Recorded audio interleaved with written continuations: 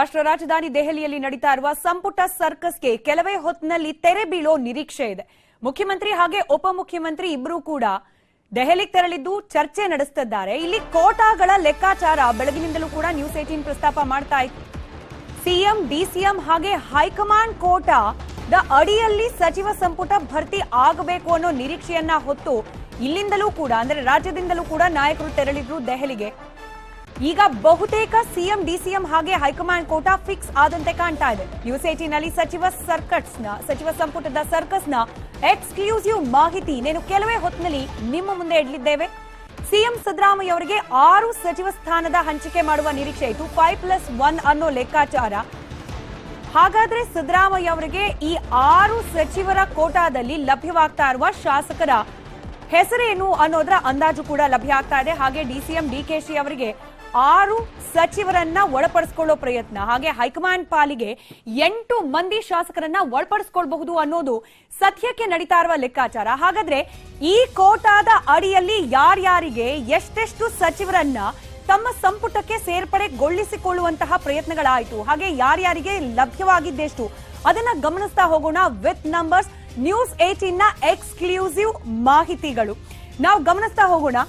ಇಲ್ಲಿ 3 ಕೋಟಾಗಳ ಬಗ್ಗೆ ಪ್ರಮುಖವಾಗಿ ಚರ್ಚೆ ಆಗ್ತಾ ಇತ್ತು ಬೆಳಗಿನಿಂದಲೂ ಕೂಡ. ಒಂದು ಮುಖ್ಯಮಂತ್ರಿ ಸಿದ್ದರಾಮಯ್ಯ ಅವರ ಕೋಟಾ, ಅಲ್ಲಿ 5+1 ಅನ್ನೋದು ಒಟ್ಟು 6 ಸಚಿವರನ್ನ, ತಮ್ಮ ಆಪ್ತ ಬಳಗದ ಶಾಸಕರನ್ನ ಸಚಿವರನ್ನಾಗಿ ಗುರುತಿಸಬಹುದು ಅನ್ನೋ ಲೆಕ್ಕಾಚಾರ ಮುಖ್ಯಮಂತ್ರಿಗಳದು.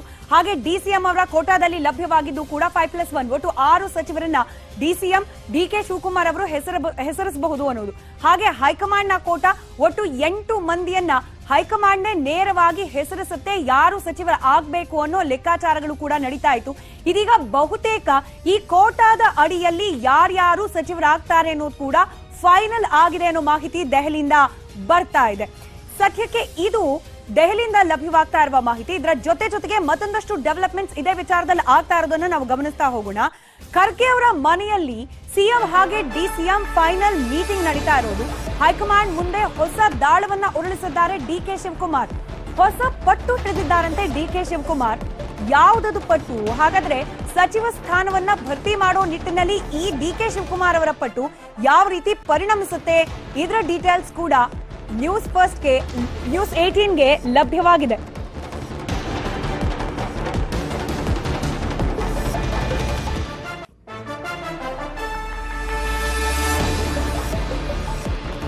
ಹಾಗಾದ್ರೆ ಡಿಕೆ ಶಿವಕುಮಾರ್ ಅವರು ಇಟ್ಟಿರುವ ಪಟ್ಟಿ ಏನು, ಯಾವೆಲ್ಲ ಅಂಶಗಳನ್ನ ಪ್ರಸ್ತಾಪ ಮಾಡಿದ್ದಾರೆ ಹೈಕಮಾಂಡ್ ನ ಮುಂದೆ ಗಮನಿಸ್ತಾ ಹೋಗೋಣ. 3-4 ಬಾರಿ ಮಂತ್ರಿ ಆದವರಿಗೆ ಮತ್ತೆ ಸ್ಥಾನ ಬೇಡ ಅನ್ನೋದು ಡಿಕೆ ಶಿವಕುಮಾರ್ ಅವರ ಮೊದಲ ಪಟ್ಟು. ಹೈಕಮಾಂಡ್ ನ ಮುಂದೆ ಸಚಿವ ಸಂಪುಟದ ಸರ್ಕಸ್ನ ಸಂದರ್ಭದಲ್ಲಿ ಡಿಕೆ ಶಿವಕುಮಾರ್ ಅವರು ಇಟ್ಟಿರುವ ದಾಳಗಳು ಈ ರೀತಿಯಾಗಿದೆ.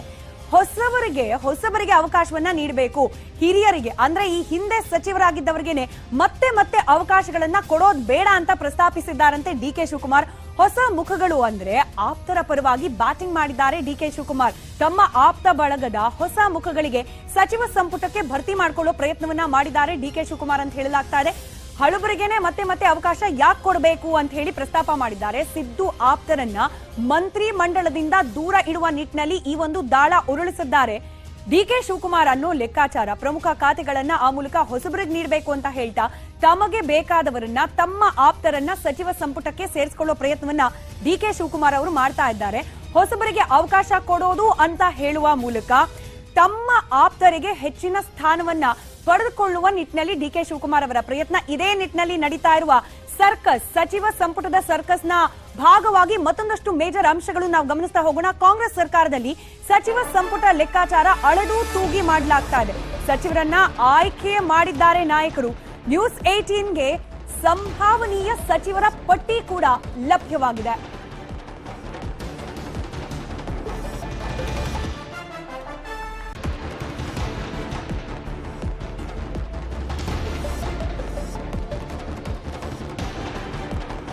ಅಳೆದು ತೂಗಿ ಆಯ್ಕೆ ಮಾಡಲಾಗ್ತಾ ಇದೆ ಕೋಟಾ. ಹಾಗೆ ಯಾರಿಗೆ ಕೊಡಬೇಕು, ಯಾರಿಗೆ ಬಿಡಬೇಕು ಅನ್ನೋದು, ಯಾರಿಗೆ ಹೆಚ್ಚಿನ ಪ್ರಾತಿನಿಧ್ಯ ಅಂದ್ರೆ ಯಾರ ಆಪ್ತರಿಗೆ ಹೆಚ್ಚಿನ ಸ್ಥಾನಮಾನ, ಈ ರೀತಿ ಅನೇಕ ಲೆಕ್ಕಾಚಾರಗಳನ್ನ ಒಳಗೊಂಡು ಇದೀಗ ಒಂದು ಲಿಸ್ಟ್ ಅನ್ನ ಫೈನಲ್ ಮಾಡಲಾಗಿದೆ ಹೈಕಮಾಂಡ್ ನ ಸಮ್ಮುಖದಲ್ಲಿ. ಹಾಗಾದ್ರೆ ಯಾರೆಲ್ಲ ಇದ್ದಾರೆ ಈ ಲಿಸ್ಟ್ ನಲ್ಲಿ, ಇದರ ಎಕ್ಸ್ಕ್ಲೂಸಿವ್ ಡೀಟೇಲ್ಸ್ ನೊಂದಿಗೆ ನಮ್ಮ political bureau head Chidanand Patel live connected ಇದ್ದಾರೆ. ಚಿದಾನಂದ, ಕೋಟಾದ ಅಡಿಯಲ್ಲಿ ಲೆಕ್ಕಾಚಾರ, ಆಪ್ತರಿಗೆ ಹೆಚ್ಚಿನ ಅವಕಾಶಕ್ಕೆ ಬೇಕಾದ ತಂತ್ರ ಪ್ರತಿತಂತ್ರ ಇದೆಲ್ಲ ಆದ ನಂತರದಲ್ಲಿ ಒಂದಷ್ಟು ಜನರ ಹೆಸರು ಫಿಕ್ಸ್ ಅಂತ ಹೇಳಲಾಗ್ತಾ ಇರೋದು. ಅದರ ಮಾಹಿತಿ ಕೂಡ ತಮಗೆ ಲಭ್ಯವಾಗಿದೆ. ಎಕ್ಸ್ಕ್ಲೂಸಿವ್ ಡೀಟೇಲ್ಸ್ ಹಂಚ್ಕೊಳ್ತಾ ಹೋಗೋದಾದ್ರೆ ಸ್ಮಿತಾ ರಂಗನಾಥ್, ಇದೀಗ ನಮಗೆ ಸಂಭವನೀಯ ಪಟ್ಟಿ ಲಭ್ಯವಾಗಿರುವಂಥದ್ದು. ಪ್ರಮುಖವಾಗಿ ಇಲ್ಲಿ ಕಲ್ಯಾಣ ಕರ್ನಾಟಕ ಭಾಗದಲ್ಲಿ ಮಲ್ಲಿಕಾರ್ಜುನ್ ಖರ್ಗೆ ಅವರೇ ಮೇಲುಗೈ ಸಾಧಿಸಿದಂತಿರುವಂಥದ್ದು. ಈಗಾಗಲೇ ಅವರ ಪುತ್ರ ಪ್ರಿಯಾಂಕ್ ಖರ್ಗೆ ಸೇರಿದಂತೆ ಒಟ್ಟು ಆರು ಜನರಿಗೆ ಅವಕಾಶವನ್ನು ಕೊಟ್ಟಿರುವಂಥದ್ದು. ರಹೀಂ ಖಾನ್, ಅಜಯ್ ಸಿಂಗ್, ಈಶ್ವರ್ ಖಂಡ್ರೆ, ಶರಣಬಸಪ್ಪ ದರ್ಶನಾಪುರ್ ಸೇರಿದಂತೆ ಒಟ್ಟು ಆರು ಜನರಿಗೆ ಅವಕಾಶವನ್ನು ಕೊಟ್ಟಿರುವಂಥದ್ದು. ಅದರಲ್ಲಿ ರಾಯರೆಡ್ಡಿ ಕೂಡ ಕೊಪ್ಪಳ ಜಿಲ್ಲೆಗೆ ಬರ್ತಕ್ಕಂಥವ್ರು, ಇವರು ಕೂಡ ಹೈದರಾಬಾದ್ ಕರ್ನಾಟಕ ಲಿಮಿಟ್ಸ್ಗೆ ಬರ್ತಕ್ಕಂಥದ್ದು. ಇನ್ನು ದಾವಣಗೆರೆಯಿಂದ ಎಸ್ ಮಲ್ಲಿಕಾರ್ಜುನ್ ಅವರು, ಬೆಂಗಳೂರಿನಿಂದ ಬೈರ್ತಿ ಸುರೇಶ್ ಮತ್ತು ಕೃಷ್ಣ ಬೈರೇಗೌಡರಿಗೆ ಅವಕಾಶವನ್ನು ಕೊಟ್ಟಿರುವಂಥದ್ದು. ಮಂಡ್ಯ ಜಿಲ್ಲೆಯಲ್ಲಿ ಇಬ್ಬರ ಹೆಸರು ಈಗ ಪ್ರಸ್ತಾಪ ಆಗಿರುವಂಥದ್ದು. ಮಳವಳ್ಳಿಯ ನರೇಂದ್ರ ಸ್ವಾಮಿ ಮತ್ತು ನಾಗಮಂಗಲದ ಚಲುವರೇಸ್ವಾಮಿ ಹೆಸರು ಈಗ ಮುನ್ನೆಲೆಗೆ ಬಂದಿರುವಂಥದ್ದು. ಇದರ ಬೆನ್ನಲ್ಲೇ ಪ್ರಮುಖವಾಗಿ ಇಲ್ಲಿ ಅನೇಕ ಹಿರಿಯರಿಗೆ ಎಲ್ಲ ಕೊಡುವ ಸಾಧ್ಯತೆ ಬಹುತೇಕ ಕಂಡಿರ್ತಕ್ಕಂಥದ್ದು. ಇಲ್ಲಿ ಆರ್ ವಿ ದೇಶಪಾಂಡೆ ಮತ್ತು ಟಿ ಬಿ ಜಯಚಂದ್ರ ಹೆಸರು ಕೂಡ ಕೈ ಬಿಡೋ ಸಾಧ್ಯತೆ ಬಹುತೇಕ ನಿಚ್ಚಳ ಆಗಿರುವಂಥದ್ದು.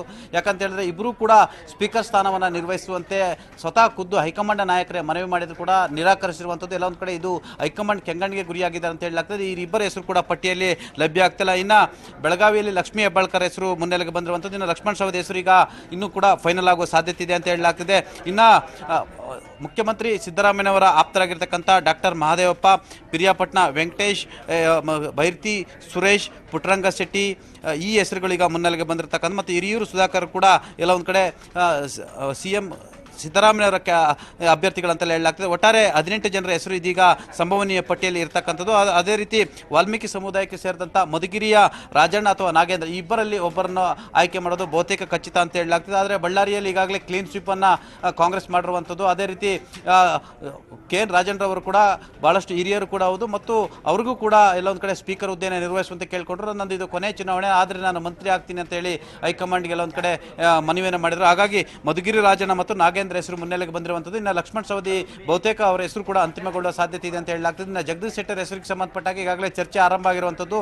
ಯಾಕಂದ್ರೆ ಎಲ್ಲೊಂದು ಕಡೆ ಲೋಕಸಭೆ ಚುನಾವಣೆ ಹತ್ತಿರದಲ್ಲಿ ಜಗದೀಶ್ ಶೆಟ್ಟರ್ ಅವಕಾಶ ಕೊಡುವ ಸಾಧ್ಯತೆ ಇದೆ ಅಂತ ಹೇಳಲಾಗ್ತದೆ. ಒಟ್ಟಾರೆ ಇದೀಗ ನಮಗೆ 18 ಜನರ ಹೆಸರು ಈಗ ಲಭ್ಯವಾಗಿರುವಂಥದ್ದು. ಸ್ಮಿತಾ ರಂಗನಾಥ್, ಈಗ ಒಂದಷ್ಟು ಲೆಕ್ಕಾಚಾರ ಆಗ್ತಾ ಇತ್ತು. ಈಗಷ್ಟೇ ನಾವು ಅದನ್ನ ಎಕ್ಸ್ಕ್ಲೂಸಿವ್ ಮಾಹಿತಿಯನ್ನ ಕೂಡ ಹೊರಗಿಟ್ವಿ. ಚಿದಾನಂದ್, ಡಿ.ಕೆ. ಶಿವಕುಮಾರ್ ಅವರು ಹಳುಬರಿಗೆ ಮತ್ತೆ ಅವಕಾಶ ಬೇಡ ಅಂತ ಹೇಳಿ ಪ್ರಸ್ತಾಪ ಮಾಡಿದ್ದಾರೆ. ಹೊಸಬರಿಗೆ, ಹೊಸ ಮುಖಗಳಿಗೆ ಅವಕಾಶ ಕೊಡಿ ಅಂತ ಹೇಳಿ. ಎಲ್ಲೊಂದ್ ಕಡೆ ಈ ಪಟ್ಟಿ ಗಮನಿಸಿದ್ರೆ ಇಲ್ಲೂ ಕೂಡ ಬ್ಯಾಲೆನ್ಸ್ ಅನ್ನ ಕಾಪಾಡುವಲ್ಲಿ ಹೈಕಮಾಂಡ್ ತಕ್ಕ ಮಟ್ಟಿಗೆ ಯಶಸ್ವಿ ಆಯ್ತಾ ಅಂತ ಹೇಳಿ. ಖಂಡಿತವಾಗಿಯೂ. ಯಾಕಂತ ಹೇಳಿದ್ರೆ ಈಗ ಆರ್ ವಿ ದೇಶಪಾಂಡೆ ಅವ್ರದ್ದು ಕೊನೆಯ ಚುನಾವಣೆ ಅಂತೇಳಿ ಚುನಾವಣೆಗೆ ನಿಂತಿದ್ದು. ಟಿ ಬಿ ಜಯಚಂದ್ರ ಕೂಡ ಕೊನೆಯ ಚುನಾವಣೆ ಅಂತೇಳಿ ಚುನಾವಣೆಗೆ ನಿಂತಿರುವಂಥದ್ದು. ಇನ್ನು ಎಚ್ ವೈ ಮೇಟಿ ಕೂಡ 82 ವರ್ಷ ವಯಸ್ಸಿನ ಎಚ್ ವೈ ಮೇಟಿ ಕೂಡ ಇದು ಕೊನೆಯ ಚುನಾವಣೆ ಅಂತೇಳಿ ನಿಂತಿದ್ರು. ಅವ್ರಿಗೂ ಕೂಡ ಅವಕಾಶ ಇಲ್ಲದೆ ಇರತಕ್ಕಂಥದ್ದು. ಇನ್ನು ಎಂ.ವೈ. ಪಾಟೀಲ್ ಕೂಡ ಮಂತ್ರಿ ಸ್ಥಾನದ ಬೇಡಿಕೆಯನ್ನು ಇಟ್ಟಿದ್ರು. ಅವ್ರಿಗೂ ಕೂಡ ಅವಕಾಶವನ್ನು ನಿರಾಕರಿಸಿರುವಂಥದ್ದು. ಒಟ್ಟಾರೆ ಡಿ.ಕೆ. ಶಿವಕುಮಾರ್ ಅವರು ಕೊನೆ ಚುನಾವಣೆ ಅಂತೇಳಿ ಚುನಾವಣೆ ನಿಂತಿರತಕ್ಕಂಥವ್ರು ಮತ್ತು ಕಾಂಗ್ರೆಸ್ ಸರ್ಕಾರ ಇದ್ದಂಥ ಅವಧಿಯಲ್ಲಿ 2-3 ಬಾರಿ ಸಚಿವರಾದಂಥವರು, ನಿರಂತರವಾಗಿ ಸಚಿವರಾದಂಥವರು, ಅವರಿಗೆ ಅವಕಾಶ ಬೇಡ, ಯುವ ಮುಖಗಳಿಗೆ, ಹೊಸ ಪ್ರತಿಭೆಗಳಿಗೆ ಮತ್ತು ಜಾತಿವಾರ ಅವಕಾಶ ಕೊಡುವ ಅನ್ನುವ ಲೆಕ್ಕಾಚಾರವನ್ನು ಈಗ ಹೈಕಮಾಂಡ್ ಮುಂದಿಟ್ಟಿರುವಂಥದ್ದು. ಇದೇ ಕಾರಣಕ್ಕಾಗಿ ಎಲ್ಲೊಂದು ಕಡೆ ಎಸ್ ಸಿ ಮಹದೇವಪ್ಪನವರಿಗೆ ಚಾಮರಾಜನಗರ ಮತ್ತು ಮೈಸೂರು ಲೋಕಸಭಾ ಚುನಾವಣಾ ಕಾರಣಕ್ಕಾಗಿ ಎಸ್ ಸಿ ಮಹದೇವಪ್ಪನವರ ಹೆಸರು ಬೇಕೇ ಬೇಕಂತೇಳಿ ಸಿದ್ದರಾಮಯ್ಯನವರು ಹಠ ಹಿಡಿದಿರುವಂಥದ್ದು. ಯಾಕಂದರೆ ಲೋಕಸಭೆ ಚುನಾವಣೆಯಲ್ಲಿ ದಲಿತ ಮತಗಳು ಬೇಕಾಗಿರುವಂಥದ್ದು. ಹಾಗಾಗಿ ಎಸ್ ಸಿ ಮಹದೇವಪ್ಪನವ್ರಿಗೆ ಕೊಡಲಿಲ್ಲ ಅಂತ ಹೇಳಿದ್ರೆ ಆ ಭಾಗದಲ್ಲಿ ಅವರು ಬಹಳಷ್ಟು ಪವರ್ಫುಲ್ ಇರ್ತಕ್ಕಂಥದ್ದು. ಅದು ಚುನಾವಣೆಯಲ್ಲಿ ಹಿಂದೇಟ ಆಗುವ ಸಾಧ್ಯತೆ ಇದೆ ಮತ್ತು ಹಿನ್ನಡೆ ಆಗುವ ಸಾಧ್ಯತೆ ಇದೆ ಎಂಬ ಕಾರಣಕ್ಕಾಗಿ ಮಹದೇವಪ್ಪನವರಿಗೆ ಇಲ್ಲೊಂದು ಕಡೆ ಮುಖ್ಯಮಂತ್ರಿ ಸಿದ್ದರಾಮಯ್ಯವರು ಸಚಿವ ಸ್ಥಾನ ಕೊಡಿಸುವಲ್ಲಿ ಯಶಸ್ವಿಯಾಗಿದ್ದಾರೆ ಅಂತ ಹೇಳಲಾಗ್ತದೆ. ಆದರೆ ಮಹದೇವಪ್ಪನವರಿಗೆ ಟಕ್ಕರ್ ಕೊಡಲಿಕ್ಕೆ ಬಲಗೈ ಸಮುದಾಯದ ಮಳವಳ್ಳಿಯ ನರೇಂದ್ರ ಸ್ವಾಮಿ ಪರವಾಗಿ ಡಿ.ಕೆ. ಶಿವಕುಮಾರ್ ಬೆನ್ನಿಗೆ ನಿಂತಿರುವಂಥದ್ದು. ಇದೀಗ ನರೇಂದ್ರ ಸ್ವಾಮಿ ಹೆಸರು ಕೂಡ ಮುನ್ನೆಲೆಗೆ ಬಂದಿರುವಂಥದ್ದು. ಒಟ್ಟಾರೆ ಹಳೆ ಮೈಸೂರು ಭಾಗದಲ್ಲಿ ಇದೀಗ ಇಬ್ಬರಿಗೆ ದಲಿತ ಸಮುದಾಯದ ಬಲಗೈಗೆ ಸೇರಿದಂಥ ನರೇಂದ್ರ ಸ್ವಾಮಿ ಮತ್ತು ಮಹದೇವಪ್ಪ ಅವರಿಗೆ ಮಂತ್ರಿ ಸ್ಥಾನ ಫಿಕ್ಸ್ ಅಂತೆಲ್ಲ ಹೇಳಲಾಗ್ತದೆ. ಸ್ಮಿತಾ, ಈಗ ಒಂದಷ್ಟು ಲೆಕ್ಕಾಚಾರಗಳು ನಡೀತಾ ಇತ್ತು ಚಿದಾನಂದ್. ಇದನ್ನ ಟೆಂಟೇಟಿವ್ ಆಗಿದ್ರೆ ಇನ್ ಕೇಸ್ ಅಥವಾ ಇದೇ ಫೈನಲ್ ಆಗಿದ್ರು ಕೂಡ ನಾವು ಗಮನಿಸಬಹುದಾ ಇದನ್ನ? ಈಗ ಪ್ರದೇಶವಾರು ಪ್ರಾತಿನಿಧ್ಯದ ಬಗ್ಗೆ ಚರ್ಚೆ ಆಗ್ತಾ ಇತ್ತು, ಸಮುದಾಯವಾರು ಪ್ರಾತಿನಿಧ್ಯದ ಬಗ್ಗೆ ಚರ್ಚೆ ಆಗ್ತಾ ಇತ್ತು. ಈಗ ನಿನ್ನೆ ಮೊನ್ನೆಯಿಂದ ಕೋಟಾ, ಹೈಕಮಾಂಡ್ ಡಿ.ಕೆ. ಶಿವಕುಮಾರ್, ಸಿದ್ದರಾಮಯ್ಯ ಕೋಟಾ ಅನ್ನೋ ಲೆಕ್ಕಾಚಾರಗಳು. ಈಗ ಸದ್ಯಕ್ಕೆ ಲಭ್ಯವಾಗಿರೋ ಹೆಸರುಗಳನ್ನ ಗಮನಿಸಿದ್ರೆ ಪ್ರಾತಿನಿಧ್ಯತೆ ಹಾಗೆ ಪ್ರಾಶಸ್ತ್ಯ ಯಾವ ಆಧಾರದ ಮೇಲೆ ಕೊಡಲಾಗಿದೆ ಅಂತ ಹೇಳಿ ಎಲ್ಲವನ್ನ ಕೂಡ ಅಳೆದು ತೂಗಿನೇ ಕೊಟ್ಟಿರೋ ರೀತಿಯಲ್ಲಿ ಕಂಡು ಬರ್ತಾ ಇದೆಯಾ ಅಂತ ಇದ್ರೆ ಅನಾಲಿಸಿಸ್ ಮಾಡಬಹುದಾ? ಖಂಡಿತವಾಗಿ ಈ ಒಂದು ಸಂಭವನೀಯ ಪಟ್ಟಿಯಲ್ಲಿ ಎಲ್ಲ ಒಂದು ಕಡೆ ಪ್ರಮುಖವಾಗಿ ಶಿವಮೊಗ್ಗ ಜಿಲ್ಲೆಯಲ್ಲಿಲ್ಲ. ಶಿವಮೊಗ್ಗ ಜಿಲ್ಲೆಯಲ್ಲಿ ಒಟ್ಟು 3 ಶಾಸಕರಾಗಿರ್ತಕ್ಕಂಥದ್ದು. ಆದರೆ ಶಿವಮೊಗ್ಗ ಜಿಲ್ಲೆಗೆ ಪ್ರಾತಿನಿಧ್ಯ ಕೊಟ್ಟಿಲ್ಲ. ಒಂದು ಕಡೆ ಮಧು ಬಂಗಾರಪ್ಪನವರು ಏನು OBC ಸಮುದಾಯ ಈಡಿಗ ಕೋಟದಿಂದ ಮಂತ್ರಿ ಸ್ಥಾನಕ್ಕೆ ಬೇಡಿಕೆ ಇಟ್ಟಿರುವಂಥದ್ದು. ಇನ್ನು BK ಸಂಗಮೇಶ್ವರ್ ಕೂಡ 4ನೇ ಬಾರಿ ನಾನು MLA ಆಗಿರುವಂಥವನು.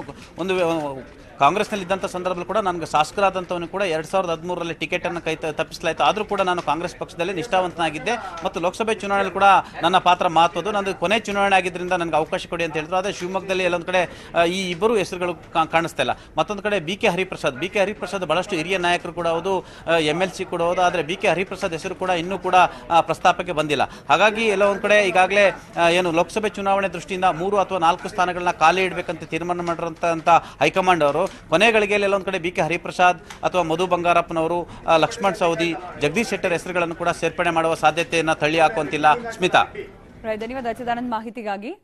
ಒಂದು ಕಡೆಯಲ್ಲಿ ಸಚಿವ ಸಂಪುಟದ ಸರ್ಕಸ್ ನಡೀತಾ ಇದ್ರೆ, ಮತ್ತೊಂದು ಕಡೆಯಲ್ಲಿ ಅದೆಲ್ಲ ಇರ್ಲಿ, ಫಸ್ಟ್ ಗ್ಯಾರಂಟಿಯನ್ನ ನೀವು ಘೋಷಿಸದನ್ನ ಜಾರಿ ಮಾಡಿ ಅನ್ನೋ ಒತ್ತಡ ಕೂಡ ಕಾಂಗ್ರೆಸ್ ಮೇಲೆ ಜನರಿಂದ ಹೆಚ್ಚಾಗ್ತಾ ಇದೆ. ಇದರ ಮತ್ತಷ್ಟು ಡೀಟೇಲ್ ರಿಪೋರ್ಟ್ ನಿಮ್ಮ ಮುಂದೆ ಇಡ್ತೀವಿ ಬ್ರೇಕ್ನ ನಂತರ.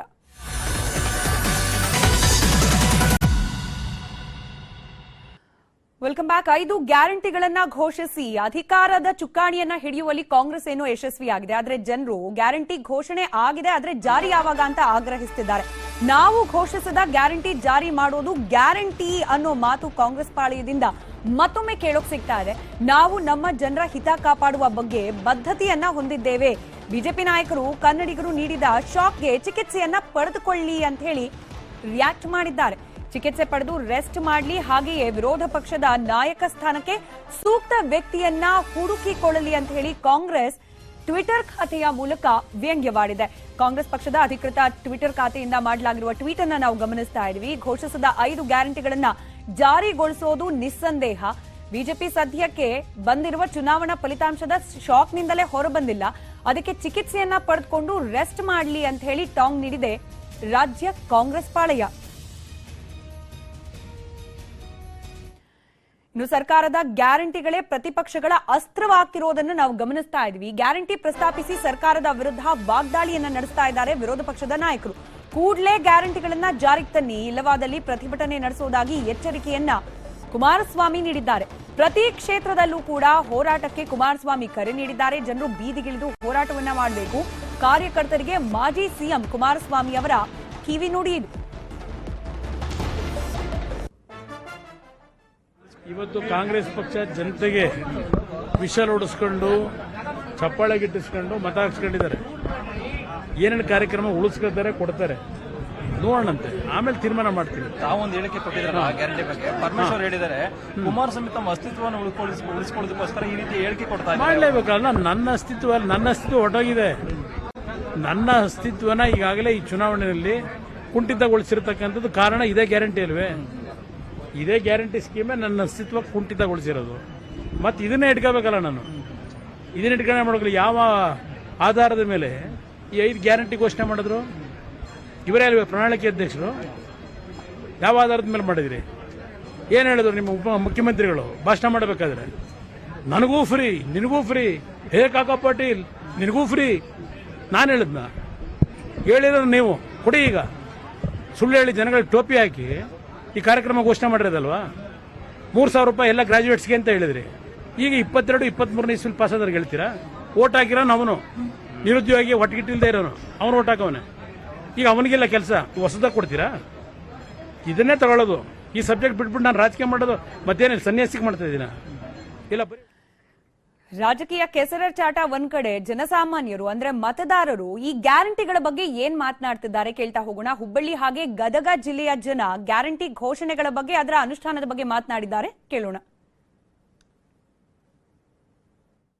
ಏನ್ ಹೇಳ್ಬೇಕಂತಂದ್ರೆ ಸರ್, ಸರ್ಕಾರ ಈಗ ತಾನೇ ಇದು ಆಗಿರೋದ್ರಿಂದ, ರಚನೆ ಆಗಿರೋದ್ರಿಂದ ಹೊಸದಾಗಿ ಜನರಲ್ಲಿ ಸಾಕಷ್ಟು ಉತ್ತಮ ಒಂದು ಅಭಿಪ್ರಾಯವಿದೆ. ಆದರೆ ಇದನ್ನೆಲ್ಲ ಮನಗಂಡು ಸರ್ಕಾರ ಏನ್ ಮಾಡ್ಬೇಕಂತಂದ್ರೆ ಆದಷ್ಟು ಬೇಗನೆ ಇವುಗಳನ್ನೆಲ್ಲ ಜಾರಿಗೆ ತಂದ್ರೆ ಹೆಚ್ಚು ಆ ಸರ್ಕಾರದಲ್ಲಿ ಭರವಸೆ ಉಳಿತದಂತ ನಾವು ಹೇಳ್ಬೋದು. ಸರ್ಕಾರ ಬಂದಿದೆ, ಗ್ಯಾರಂಟಿನ ಅವ್ರು ಕೊಟ್ಟಿಲ್ಲ, ಯಾವುದೋ ಆಶ್ವಾಸನವನ್ನು ಇನ್ನೂ ನಮ್ಗೆ ಪೂರೈಸಿಲ್ಲ. ನಮ್ಮ ಮನೆಯಲ್ಲಿ ನಮ್ಮ ಲೇಡೀಸು, ನಮ್ಮ ಹೆಂಡತಿ, ನಮ್ಮ ಅವ್ವ, ನಮ್ಮ ತಾಯಿಯವರು ಕಾಯ್ತಿದ್ದಾರೆ.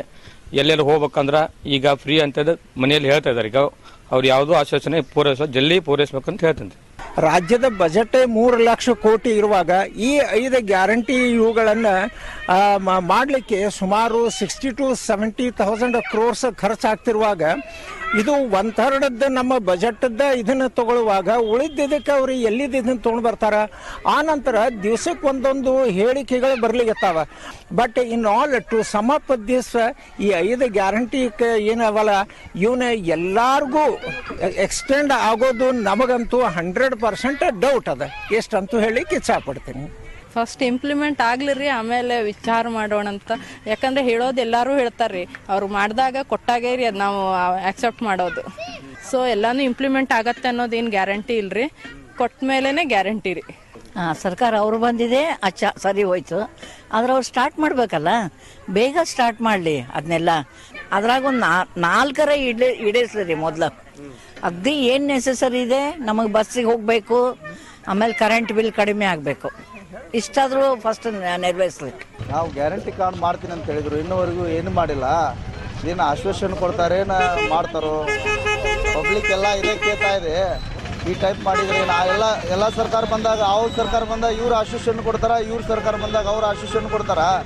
ಪಬ್ಲಿಕ್ಕಿಗೆ ಈ ಟೈಪ್ ಬ್ಯಾಕ್ ಮೇಲ್ ಮಾಡ್ಕೊಂತ ಹೊಂಟ್ರೆ ಜೀವನ ಮಾಡೋದು ಹೆಂಗೆ ಜನರು? ನೋಡ್ರಿ, ನಾವು ಹಾಕಿವಿ ದೇವ್ರ ಸರಿ ಯಾರಿಗಂತ ಎಲ್ಲರಿಗೂ ಹಾಕಿವಿ. ಮಾಡೋದು ಬಿಡೋದು ಅವ್ರ ಕರ್ತವ್ಯ. ನಾವು ಮಾಡ್ತಾರಂತ ಹಾಕಿಲ್ಲ, ಮಾಡಂಗಿಲ್ಲ ಅಂತ ಹಾಕಿಲ್ಲ. ನಾವು ಏನು ನಮ್ಮ ಕಾನೂನು ಪ್ರಕಾರ ನಮ್ಮ ಜೀವನದಾಗ ಏನು ಹಾಕ್ಬೇಕನ್ನೋದ ಹಾಕಿವ್ರಿ. ಸಿದ್ದರಾಮಯ್ಯ DKC ಅವರು ಎಲೆಕ್ಷನ್ ಇದ್ದಾಗ ನನಗೂ ಫ್ರೀ ನಿನಗೂ ಫ್ರೀ ಅಂದ್ರೆ, ಈಗ ಹಾದಿ ಬೀದಿ ಹೋಗೋರಿಗೆ ನಮ್ಗೆ ಅವ್ರಿಗೆ ಯಾರಿಗೆ ಹೇಳಿಕೆ ಕೊಡೋಕ್ಕಲ್ಲ. ಅವ್ರು ಎಲೆಕ್ಷನ್ ಓಟ್ ಹಾಕೋಬೇಕಾದ್ರೆ ನೀವೇ ದೈವ. ಈಗ ಹಾದಿ ಬೀದಿ ಹೋಗೋರಂದ್ರೆ ಮತದಾರ ಹಾದಿ ಬೀದಿ ಹೋಗೋರ, ಅದಕ್ಕೆ ಅವಾಗ 136 ಸೀಟ್ ಕೊಟ್ಟಿದ್ದಾರೆ. ಕೇಳೋದು ಕೊಡ್ಬೇಕವ, ಕೊಡಲಿಲ್ಲ ಅಂದ್ರೆ ಅದಕ್ಕೆ ಏನಂತಾರ ಮತ್ತೆ ನಾವು ಹೇಳಲ್ಲ, ನಾವು ಉತ್ತರ ಕರ್ನಾಟಕ ಭಾಷೆದಾಗ ಹೇಳ್ತೀವಿ. ಗ್ಯಾರಂಟಿ ಅಂದ್ರೆ ಈಗ ಜನರಿಗೆ ಭಾಳ ಮೋಸ ಮಾಡಿ ಓಟ್ ಹಾಕ್ಸ್ಕೊಂಡು ಗೆದ್ದು ಈಗ ಅವ್ರ ಆಸೆಗಳನ್ನ ಈಡೇರಿಸ್ತಿದ್ರೆ ಅವ್ರಿಗೆ ಇದಾಗುತ್ತೆ. ಮುಂದೆ ಜನ ದಂಗೆ ಹೇಳ್ತಾರ. ಆದಷ್ಟು ಲಘುನ ಅದನ್ನ ಈಡೇರಿಸ್ಬೇಕಂತ ನಮ್ಮ ಆಸೆ. ನಾವು ಮತ್ತೆ 10 ರೂಪಾಯಿ ದುಡಿಯೋರು 20 ರೂಪಾಯಿ ಖರ್ಚು ಮಾಡೋದಾದ್ರೆ ಹೆಂಗಾಗುತ್ತೆ ಹೇಳ್ರಲ್ಲ. ಕರೆಂಟ್ ಬಿಲ್ ಅದು ಎಲ್ಲ ಇದು ಜಾಸ್ತಿ ಮಾಡ್ಯಾರ, ಎಲ್ಲ ಕಡೆ ಜಾಸ್ತಿ ಮಾಡ್ಯಾರ. ಮತ್ತೇನ್ ಮಾಡೋದು ಹೇಳ್ರಿ, ನಾವು ಹೆಂಗ್ ದುಡ್ಕೊಂಡ್ ತಿನ್ಬೇಕು ಅಂದಾರಲ್ಲ, ಇನ್ನ ಆಗಿಲ್ಲಲ್ಲ. ದೊಡ್ಡಾದ್ರೆ ನಮಗ್ ಬಡವರಿಗೆ ಇದು ಸಹಾಯ ಆಗತ್ರಿ. ಷರತ್ತುಗಳನ್ನ ತರಬಾರ್ದು, ಯಾಕಂದ್ರೆ ಎಲ್ಲರಿಗೂ ಕರೆಂಟ್ ಅಂತ ಹೇಳಿದ್ದಾರೆ. ನನಗೂ ಕರೆಂಟ್, ನಿನಗೂ ಕರೆಂಟ್ ಅಂತ ಅವರು ಹೇಳಿದ್ದೈತಿ. ಎಲ್ಲರಿಗೂ ಬಸ್ ಪಾಸ್, ಮಾವನ ಮನೆಗೆ ಹೋದ್ರು ಬಸ್ ಪಾಸ್, ಅಳಿಯನ ಮನೆಗೆ ಹೋದ್ರು ಬಸ್ ಪಾಸ್ ಫ್ರೀ ಅಂತ ಹೇಳಿದ್ದಾರೆ. ಹಾಗಾಗಿ ಎಲ್ಲರೂ ನಿರೀಕ್ಷೆ ಇಟ್ಟಿದ್ದಾರೆ. ಆ ನಿರೀಕ್ಷೆಗಳನ್ನು ಯಾವತ್ತೂ ಹುಸಿ ಮಾಡಬಾರ್ದು ಅಂತ ಹೇಳ್ತೀನಿ.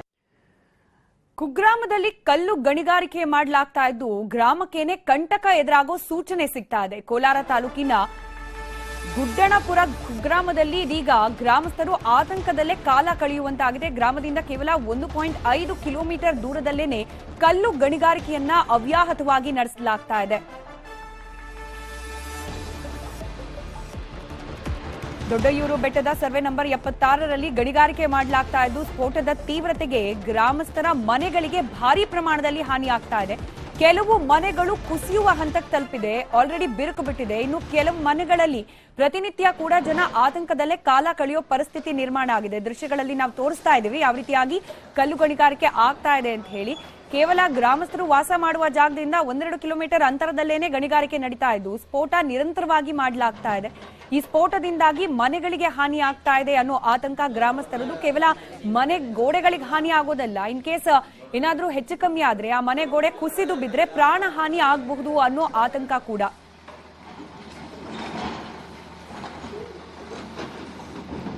ಗಣಿಗಾರಿಕೆ ಮಾಡ್ತಾ ಇದ್ರು. ಗಣಿಗಾರಿಕೆ ಮಾಡಿದ್ರೆ ತುಂಬಾ ಗ್ರಾಮಗಳಿಗೆಲ್ಲ ತೊಂದರೆ ಆಗುತ್ತೆ ಅನ್ನೋ ಉದ್ದೇಶದಿಂದ ನಾವು ಈಗ DC ಅವರಿಗೆ, AC ಅವರಿಗೆ, ತಹಸೀಲ್ದಾರ್ಗೆಲ್ಲ ಮನವಿ ಕೊಟ್ಟಿದ್ದಕ್ಕೆ ಅಧಿಕಾರಿಗಳು ಯಾರು ಸ್ಪಂದಿಸಿಲ್ಲ. ಈಗ ಏನು ಮಾಡಿದ್ದಾರೆ ಅಂದರೆ ನೆನ್ನೆ ಬ್ಲಾಸ್ಟ್ ಆಗಿದೆ. ನೆನ್ನೆ 5 ಗಂಟೆ 15 ನಿಮಿಷದಲ್ಲಿ ಬ್ಲಾಸ್ಟ್ ಆಗಿದೆ.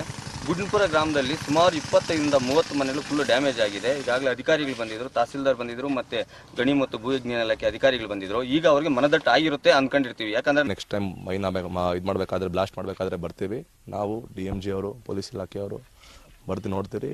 ಇದ್ರ ಮೇಲೆ ಸಂಪೂರ್ಣವಾದ ಮಾಹಿತಿ ತಗೊಂಡ ಮೇಲೆ ವರದಿ ಸಲ್ಲಿಸ್ತೀರಿ DC ಸರ್ಗೆ. ಆಮೇಲೆ DC ಸರ್ ಏನಾದರೂ ಒಂದು ಕ್ರಮ. ಸರ್ ಮೊನ್ನೆ 5:15 ಏಟಾದಾಗ ಮೊನ್ನೆ ಬಿಟ್ಟಿರೋದು, ಅದಕ್ಕೆ ಮುಂಚಿತವಾಗಿ 9:15 ಏಟಿಕ್ಕಿದ್ರು. ಅವಾಗ ಒಂದ್ಸರಿ ಇದೇ ಥರ ಮನೆಲ್ಲ ಶಾಕ್ ಹೊಡೆದು ಕ್ರ್ಯಾಕ್ ಬಿಟ್ಟೈತೆ ಸರ್. ತಿರ್ಗಿ ಅದಕ್ಕೆ ಮುಂಚಿತವಾಗಿ ಬೆಳಗ್ಗೆ 5:30 ಬಿಟ್ರು ಸರ್. ಅವಾಗ ಇನ್ನೂ ಜಾಸ್ತಿ ಬಿಟ್ಬಿಟ್ಟೈತೆ ಸರ್. 3 ಏಟಿಗೆ ಈ ತರ ಆಗಿರೋದು ಸರ್. ಮಾಡಬಾರ್ದಂತೆ ಸರ್ ನಾವ್ ಹೇಳ್ತಾ ಇರೋದು. ನಾವೆಲ್ಲಕ್ಕೆ ಸರ್ ಹೋಗೋದು ಮತ್ತಷ್ಟು ಮಾಹಿತಿ ನಮ್ಮ ಪ್ರತಿನಿಧಿ ರಘುರಾಜ್ ನೀಡ್ತಾ ಹೋಗ್ತಾರೆ. ದೂರವಾಣಿ ಸಂಪರ್ಕದಲ್ಲಿದ್ದಾರೆ. ರಘುರಾಜ್, ಈಗಷ್ಟೇ ತಹಶೀಲ್ದಾರ್ ಮಾತುಗಳನ್ನ ಕೂಡ ಗಮನಿಸಿದ್ವಿ. ಅಂದ್ರೆ ಆಡಳಿತ ವರ್ಗದ ಗಮನಕ್ಕಿದೆ ಈ ಮ್ಯಾಟ್ರು ಅಂತ ಹೇಳಿ. ಇನ್ನು ವರದಿ ತಗೊಳ್ಬೇಕು, ಹಾಗೆ ಬಂದ್ ಪರಿಶೀಲನೆ ನಡೆಸಬೇಕು ಅನ್ನೋದ್ರಲ್ಲೇ ಇದ್ರೆ ಮಾತುಕತೆ. ಗ್ರಾಮಸ್ಥರ ಈ ಆತಂಕಕ್ಕೆ ಉತ್ತರ ಯಾವಾಗ ಸಿಗುತ್ತೆ ಅಂತ? ಸ್ಮಿತಾ, ಏನು ಕೋಲಾರ ಜಿಲ್ಲೆಯಲ್ಲಿ ಇಂಥ ಒಂದು ಪ್ರಕರಣಗಳಿಗೆ ಏನು ಕಮ್ಮಿ ಇಲ್ಲ ಅಂತಾನೆ ಹೇಳ್ಬೋದು. ಏನು ಕಳೆದ 1 ವರ್ಷದಿಂದನೇ ಈ ಒಂದು ಗ್ರಾಮಸ್ಥರೇನಿದ್ದಾರೆ ಅವರು ಗಣಿಗಾರಿಕೆಗೆ ವಿರೋಧವನ್ನು ವ್ಯಕ್ತಪಡಿಸಿದ್ರು. ಆದ್ರೆ ಈಗ ಎಲ್ಲ ಒಂದು ವಿರೋಧದ ನಡುವೆ ಕೂಡ ಈಗ ಅನುಮತಿಯನ್ನು ಕೊಟ್ಟು ಈಗ ಅಲ್ಲಿ ಗಣಿಗಾರಿಕೆ ಆರಂಭವಾಗಿದೆ. ಕಳೆದ 6 ತಿಂಗಳಿಂದ ಅಲ್ಲಿ ಗಣಿಗಾರಿಕೆ ನಡೀತಾ ಇರುವಂತದ್ದು. ಇಂಥದ್ದೇ ಸಮಸ್ಯೆ ಸುಮಾರು ದಿನಗಳಿಂದ ಅವರಿಗೆ ಕಾಡ್ತಾ ಇತ್ತು. ಆದ್ರೆ ಈಗ ಕಳೆದ 15 ದಿನದಿಂದ ಏನು ಹೆಚ್ಚಿನ ಪ್ರಮಾಣದಲ್ಲಿ ಸ್ಫೋಟವನ್ನ ಬಳಸ್ತಿರೋದ್ರಿಂದ ಆ ಒಂದು ಮನೆಗಳು ಕೂಡ ಬಿರುಕು ಬಿಟ್ಟು ಮತ್ತೆ ಮೇಲ್ಛಾವಣಿ ಕೂಡ ಉದುರ್ತಾ ಇದೆ ಅಂತಕ್ಕಂಥ ಒಂದು ಆರೋಪ ಅಲ್ಲಿನ ಗ್ರಾಮಸ್ಥರದಾಗಿರುತ್ತೆ. ಈಗ ಸ್ಥಳಕ್ಕೆ ತಹಶೀಲ್ದಾರ್ ಅವರು ಕೂಡ ಭೇಟಿ ಕೊಟ್ಟು ಮೊನ್ನೆ ಪರಿಶೀಲನೆ ಮಾಡಿದ್ರು. ಇವತ್ತು ಅಲ್ಲಿ ಟ್ರಯಲ್ ಬ್ಲಾಸ್ಟಿಂಗ್ ಅನ್ನ ಮಾಡಿ ಅಲ್ಲಿ ಬಳಸ್ತಾ ಇರುವಂತಹ ಸ್ಫೋಟಕದ ತೀವ್ರತೆ ಎಷ್ಟಿದೆ ಅಂತಕ್ಕಂಥ ಒಂದು ಮಾಪನವನ್ನ ಇಟ್ಟು ಇವತ್ತು ಅಲ್ಲಿ ಚೆಕ್ ಅನ್ನ ಮಾಡಿದ್ದಾರೆ. ಈಗ ನಾಳೆ ಜಿಲ್ಲಾಧಿಕಾರಿಗಳಿಗೆ ವರದಿಯನ್ನು ಕೊಟ್ಟ ನಂತರ ಇನ್ನು ಮುಂದೆ ಅಲ್ಲಿ ಬ್ಲಾಸ್ಟಿಂಗ್ ಯಾವ ಪ್ರಮಾಣದಲ್ಲಿ ಮಾಡಬೇಕು ಮತ್ತೆ ಯಾವ ಒಂದು ವಿಧಾನದಲ್ಲಿ ಮಾಡಬೇಕು ಅಂತಕ್ಕಂಥ ಒಂದು ಸೂಚನೆಯನ್ನ ಜಿಲ್ಲಾಧಿಕಾರಿಗಳು ಕೊಡ್ತಾರೆ. ಏನಂತಂದ್ರೆ ಗ್ರಾಮಸ್ಥರು ಹೇಳ್ತಾ ಇರೋದು ಪ್ರತಿ ಸಲ ಬ್ಲಾಸ್ಟಿಂಗ್ ನಡೆಸಿದ ಸಮಯದಲ್ಲಿ ಅಲ್ಲಿ ಏನು ಹೆಚ್ಚಿನ ಪ್ರಮಾಣದಲ್ಲಿ ಬಳಸೋದ್ರಿಂದ ಮನೆಯೆಲ್ಲ ಅಲಗಾಡುತ್ತೆ, ಮನೆಯಲ್ಲಿರುವಂತಹ ಪಾತ್ರೆ ಸಾಮಾನೆಲ್ಲ ಕೆಳಗೆ ಬೀಳುತ್ತೆ ಅಂತಕ್ಕಂಥ ಮಾತನ್ನ ಅಲ್ಲಿ ಗ್ರಾಮಸ್ಥರು ಹೇಳ್ತಾ ಇರೋದು. ಆದ್ರೆ ಅಧಿಕಾರಿಗಳು ಹೇಳೋ ಪ್ರಕಾರವಾಗಿ ಈಗ ಟೆಕ್ನಿಕಲ್ ಆಗಿ ಎಲ್ಲಾ ರೀತಿಯಾದ ನಾವು ರಿಪೋರ್ಟ್ ಅನ್ನ ಕೊಟ್ಟ ಮೇಲೆ ನಂತರ ಈಗ ಅಲ್ಲಿ ಗಣಿಗಾರಿಕೆ ಅನುಮತಿಯನ್ನು ಕೊಟ್ಟಿದ್ದೀವಿ. ಇಲ್ಲಿ ನಡೀತಾ ಇರುವಂತಹ ಬ್ಲಾಸ್ಟಿಂಗ್ ನಿಂದ ಯಾವುದೇ ತರ ಗ್ರಾಮಕ್ಕೆ ಸಮಸ್ಯೆ ಇಲ್ಲ ಅಂತಕ್ಕಂಥ ಮಾತನ್ನ ಹೇಳ್ತಾ ಇದ್ದಾರೆ. ಆದ್ರೆ ಗ್ರಾಮಸ್ಥರು ಏನ್ ಹೇಳ್ತಾ ಇದ್ದಾರೆ ಅಂತಂದ್ರೆ ಅಲ್ಲಿ ಗಣಿಗಾರಿಕೆ ನಡೆಯೋದ್ರಿಂದ ನಮ್ಮ ಮನೆಗಳಿಗೆ ಸಾಕಷ್ಟು ಹಾನಿ ಆಗ್ತಿದೆ. ಹಾಗಾಗಿನೇ ಗಣಿಗಾರಿಕೆಯನ್ನ ಬೇರೆ ಕಡೆಗೆ ಸ್ಥಳಾಂತರ ಮಾಡಿ, ಇಲ್ಲಾಂತಂದ್ರೆ ಇಲ್ಲಿ ಗಣಿಗಾರಿಕೆಯನ್ನ ತಾತ್ಕಾಲಿಕವಾದರೂ ಸ್ಥಗಿತ ಮಾಡಿ ಅಂತಕ್ಕಂಥ ಒಂದು ಆಗ್ರಹವನ್ನು ಮಾಡ್ತಾ ಇರೋದು. ಈಗ ಒಟ್ಟಾರೆಯಾಗಿ ಅಧಿಕಾರಿಗಳು ಸ್ಥಳಕ್ಕೆ ತೆರಳಿ ಪರಿಶೀಲನೆ ಕೂಡ ಮಾಡಿದ್ದಾರೆ. ಮುಂದೆ ಏನು ಜಿಲ್ಲಾಧಿಕಾರಿಗಳು ಯಾವ ನಿರ್ಧಾರವನ್ನು ತಗೊಳ್ತಾರೆ ಅಂತ ಕಾದು ನೋಡ್ಬೇಕಾಗಿದೆ. ಸ್ಮಿತಾ, ಧನ್ಯವಾದ ರಘುರಾಜ್ ಮಾಹಿತಿಗಾಗಿ.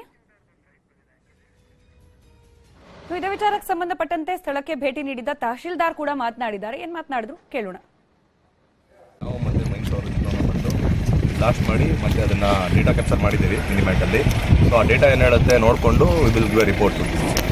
So based on that will take a call. ಇಲ್ಲ, ಇಲ್ಲಿ ಆರೋಪ ಇತ್ತು ಮೈನ್ಸ್ ಅವ್ರ ಮೇಲೆ ಬ್ಲಾಸ್ಟ್ ಆಗಿರೋದ್ರಿಂದ ಅವ್ರ ಮನೆಯಲ್ಲಿ ತೊಂದರೆ ಆಗ್ತಾ ಇದೆ ಮತ್ತು ಕೆಲವೊಂದು ಕಡೆ ಕ್ರ್ಯಾಕ್ ಬಿಟ್ಟಿದೆ ಅಂತ ನಾವು ಮತ್ತೆ ಡಿವೈಎಸ್ಪಿ ಸರ್ ಮತ್ತು AC ಮೇಡಮ್ನೂ ಮುಂಚೆನೂ ವಿಸಿಟ್ ಮಾಡಿದ್ದೀವಿ. ಸೊ ಅದನ್ನ ಡೇಟಾ ಚೆಕ್ ಮಾಡೋದಕ್ಕೆ ಅಂತಾನೆ ಬಂದಿದ್ದೀವಿ ಇವತ್ತು. ಸರ್, ಅಲ್ಲ ನೀವು ಯಾವ ರೀತಿ ಮಾಡ್ತಾರೆ ಏನು ಅನ್ನೋದು ಆಲ್ರೆಡಿ ಡೀಟೇಲ್ಸ್ ತೊಗೊಂಡಿದ್ದೀವಿ. ಎವ್ರಿ ಟೈಮ್ ಒಂದ್ಸತಿ ಮಾಡಬೇಕಾದ್ರೆ ಅದು ಪ್ರಿಡಿಟರ್ಮೈಂಡ್ ಆಗಿ ಇಷ್ಟೇ ನಾವು ಮಾಡ್ತೀವಿ ಅಂತ ಇವರು ರೀಡಿಂಗ್ ಕೊಡಬೇಕಾಗುತ್ತೆ. ಮತ್ತು ಅಷ್ಟೇ ಈ ವಿಷಯವರೆಗಿನ ಪ್ರಮುಖ ಸುದ್ದಿ ನೋಡ್ತಾರೆ ನ್ಯೂಸ್ 18 ಜಾಲ ನಮ್ಮದು, ಬಲ ನಿಮ್ಮದು.